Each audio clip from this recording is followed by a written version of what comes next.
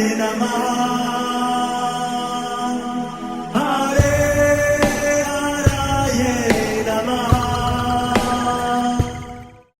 हरे कृष्णा। आज हम भगवत गीता अध्याय 7 श्लोक नंबर 7 सीखेंगे। चलिए शुरू करते हैं। मत्तः परतरं नान्यत् किंचित् अस्ति धनंजय मयि सर्वं इदं प्रोतं सूत्रे मणिगणा इव। अब हम इसे धीरे धीरे बोलकर समझते हैं। मत्तः परतरं नान्यत् किंचित् अस्ति धनंजय मयि सर्वम इदं प्रोतं सूत्रे मणि गणा इव। अब हम इसे फिर से गाते हैं। मत्तः परतरं नान्यत् किंचित् अस्ति धनंजय मयि सर्वम इदं प्रोतं सूत्रे मणि गणा इव। अब हम समझते हैं भगवान श्री कृष्ण इस श्लोक में हमें क्या बता रहे हैं। हे धनंजय, मुझसे श्रेष्ठ कोई सत्य नहीं है। जिस प्रकार मोती धागे में गुथे रहते हैं, उसी प्रकार सब कुछ मुझ पर ही आश्रित है। हरे कृष्णा। चलिए अब हम प्रभु जी से इस श्लोक के बारे में और अच्छे से समझते हैं। हरे कृष्णा। बहुत ही महत्वपूर्ण श्लोक है। आप इसको याद कर सकते हैं और जैसे आज ये श्लोक बता रहे हैं तो इस श्लोक को आप याद कर लीजिए और कम से कम आज घूमते फिरते आते जाते इस श्लोक का उच्चारण कर सकते हैं।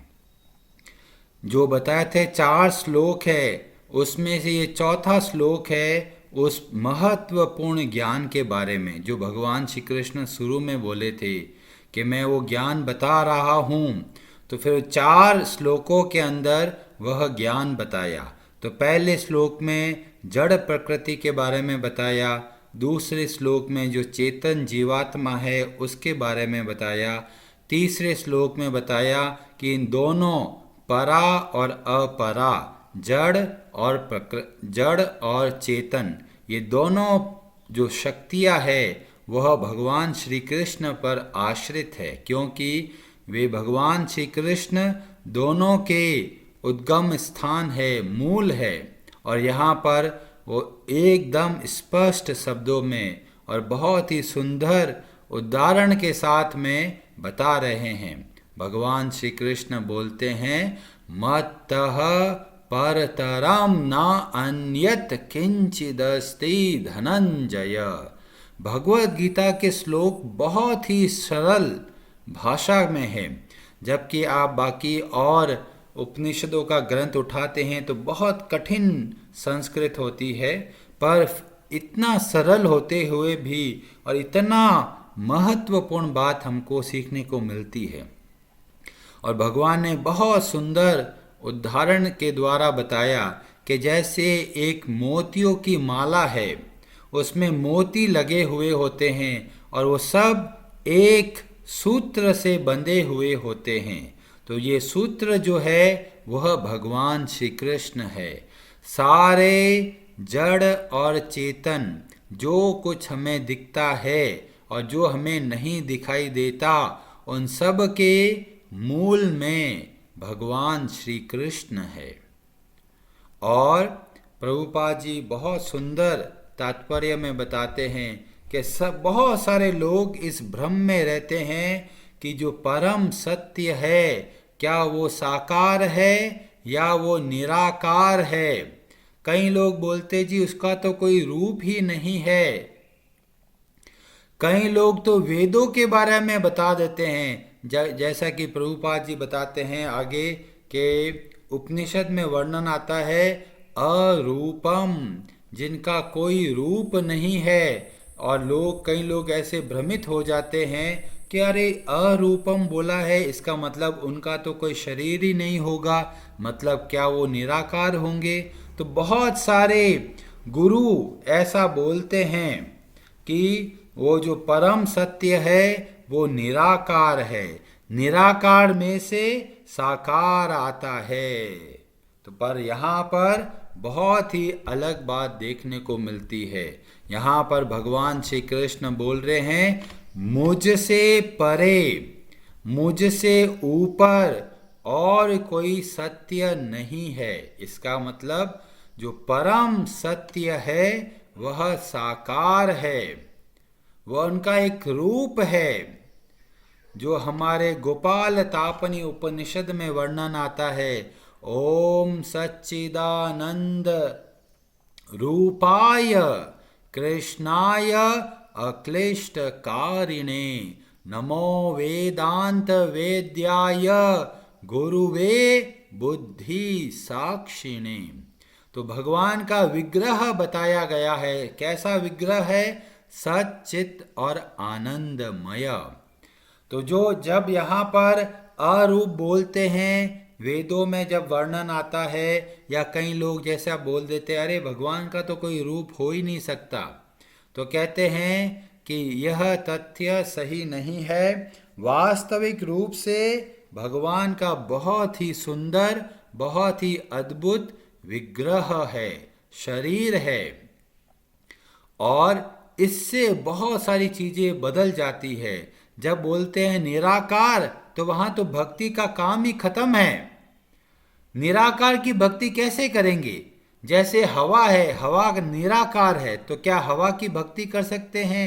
हवा को भगवान की तरफ भोग लगा सकते हैं? नहीं। पर जैसे ही साकार बोलते हैं तो तुरंत भक्ति का भाव प्रकट हो जाता है।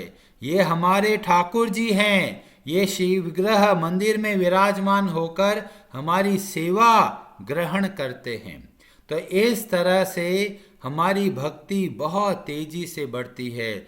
जब कोई बोलता है परम सत्य तो निराकार है, तो उनका ज्ञान अधूरा है। उन्होंने ये भगवत गीता का यह श्लोक का अध्ययन नहीं किया। बहुत ही स्पष्ट शब्दों में भगवान श्री कृष्ण बोलते हैं, मुझसे ऊपर और कुछ नहीं है। और आगे चल के 10वें अध्याय में अर्जुन भी यही बोलते हैं, परम ब्रह्म परम धाम पवित्रम परमम भवान। हे भगवान, जो आप बोल रहे हैं वो पूर्ण सत्य है, और मैं ही नहीं, सभी देवी देवताएं, ऋषि मुनि भी इसी बात का बताते हैं। आप इस बात का ध्यान रखें, भगवत गीता किसका हिस्सा है? भगवत गीता महाभारत का हिस्सा है। और महाभारत किसने लिखी है? महाभारत लिखी है श्री गणेश जी ने। और किसके कहने पे? वेद व्यास जी के कहने पर। तो वेद व्यास जी बोलते हैं और श्री गणेश वो लिखते हैं। तो गणेश जी को बोला गया था कि जब तक आपको कोई बात समझ में नहीं आए तो उसको मत लिखना, समझ कर ही लिखना है। और जब वेद व्यास जी ने ऐसा बोला और गणेश जी ने विचार किया कि बात एकदम सही है, और इसीलिए उन्होंने इस श्लोक को लिखा।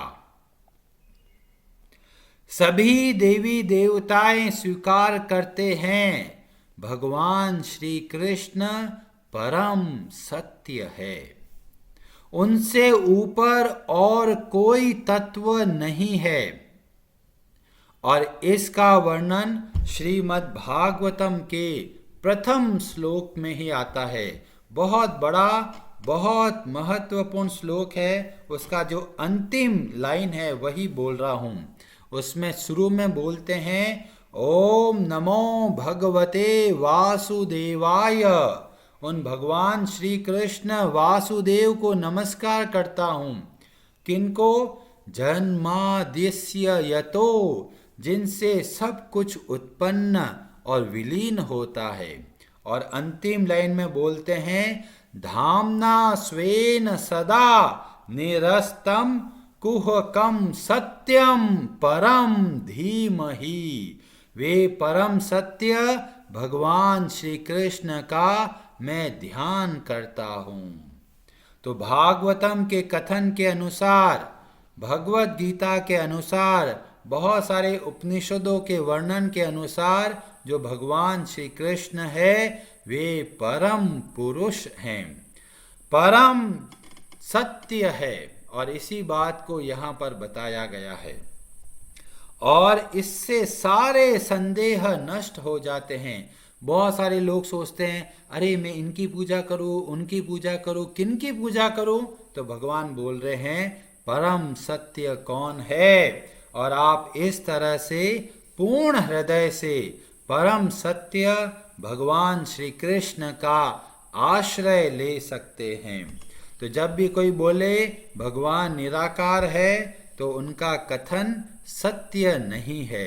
परम सत्य जो है उनका रूप है, उनके आप विग्रह के दर्शन कर सकते हैं। बहुत सारे भक्त लोग दर्शन भी करते हैं, पर दर्शन कैसे होते हैं?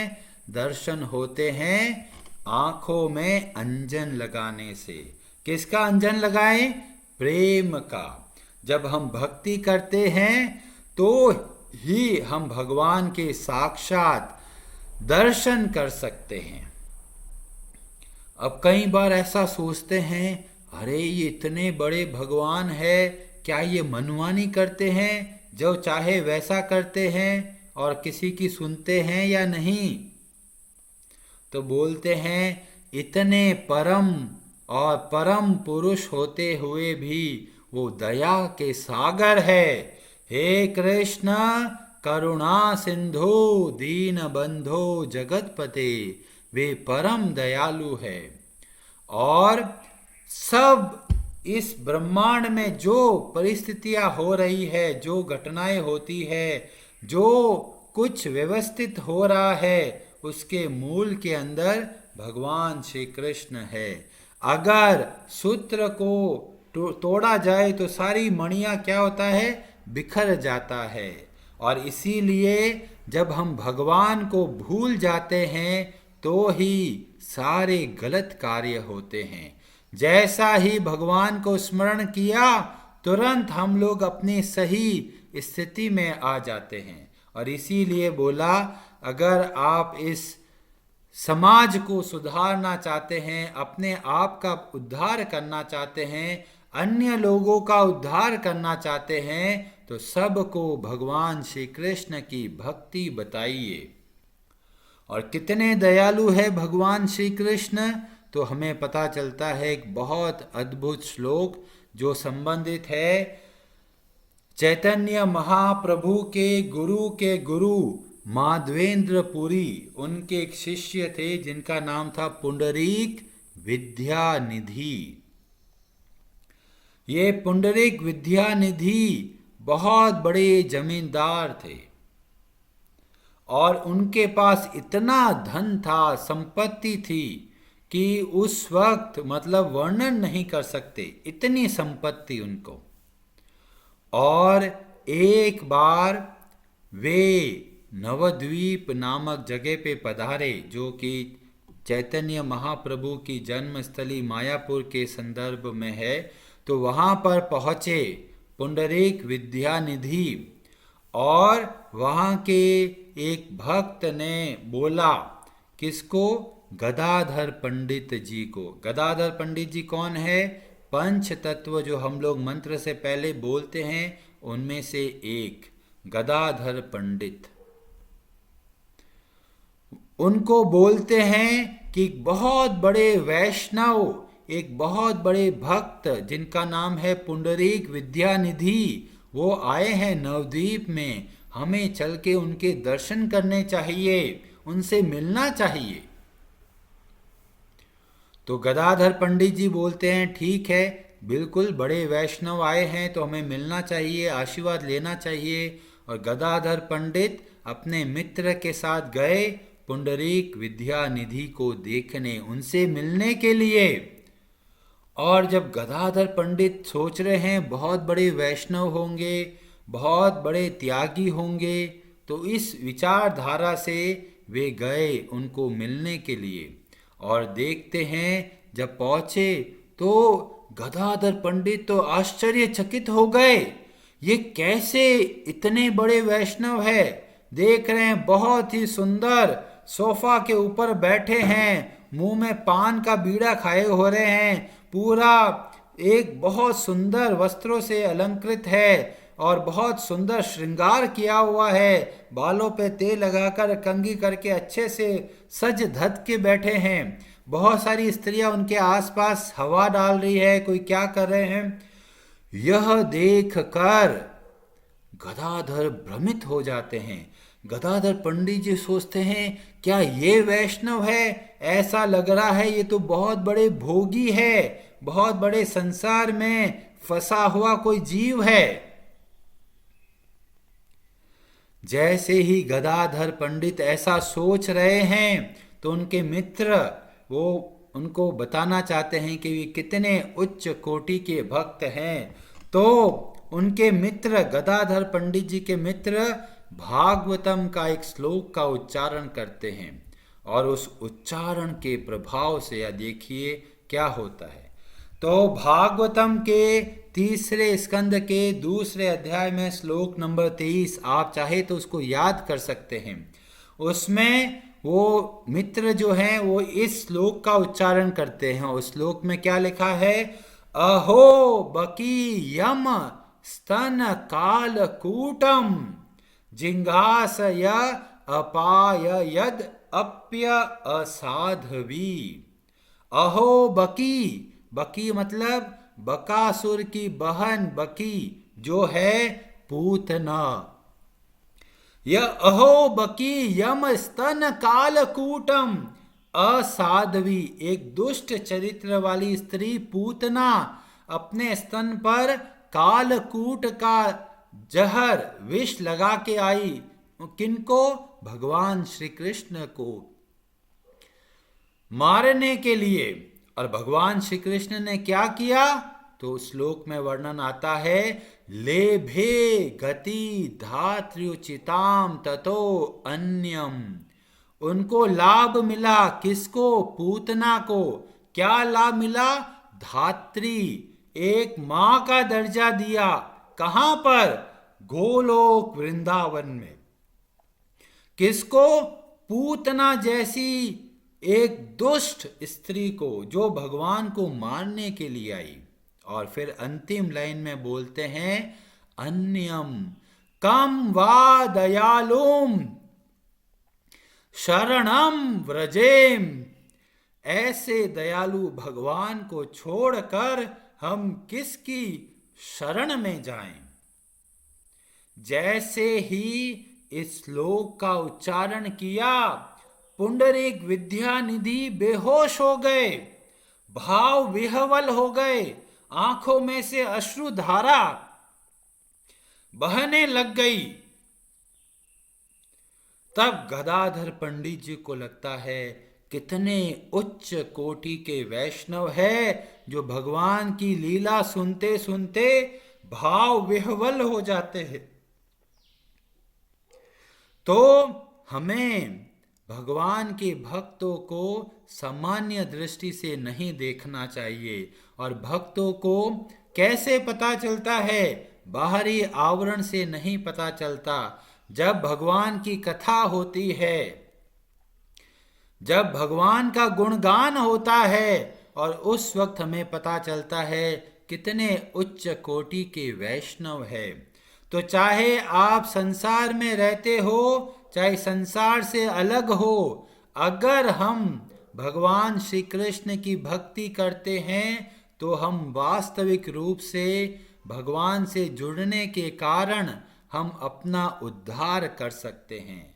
और इसीलिए बताया गया, हर वस्तु को भगवान के समर्पित करके कार्य कीजिए। हर व्यक्ति को भगवान के संदर्भ से देखिए। इसीलिए भगवान बोलते हैं, पत्रम पुष्पम फलम तोयम। हर तरह की वस्तु, स्पेशली पत्र, पुष्प, फल और जल भगवान को अर्पण कीजिए।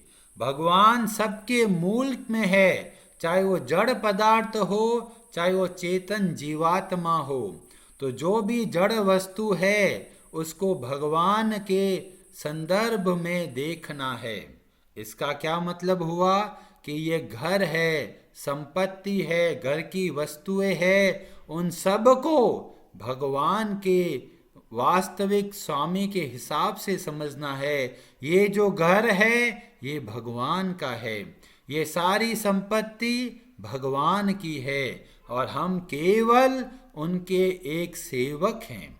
जब इस भाव से संसार में रहते हुए कार्य करते हैं तो हम इस लोक को अच्छे से समझ सकते हैं। और जब इस तरह से हर पदार्थ को भगवान की सेवा में लगाते हैं तो हम बहुत शीघ्र ही भक्ति की ओर बढ़ते हैं, क्योंकि हम सारी वस्तुओं को, सारी परिस्थितियों को, हर एक को भगवान के संदर्भ में देखते हैं। और वास्तव में सबके मूल होने के कारण, सबके मूल के अंदर भगवान श्री कृष्ण नित्य विराजमान है। हरे कृष्णा जी, आप सबका बहुत बहुत धन्यवाद। हरे हराये नमः।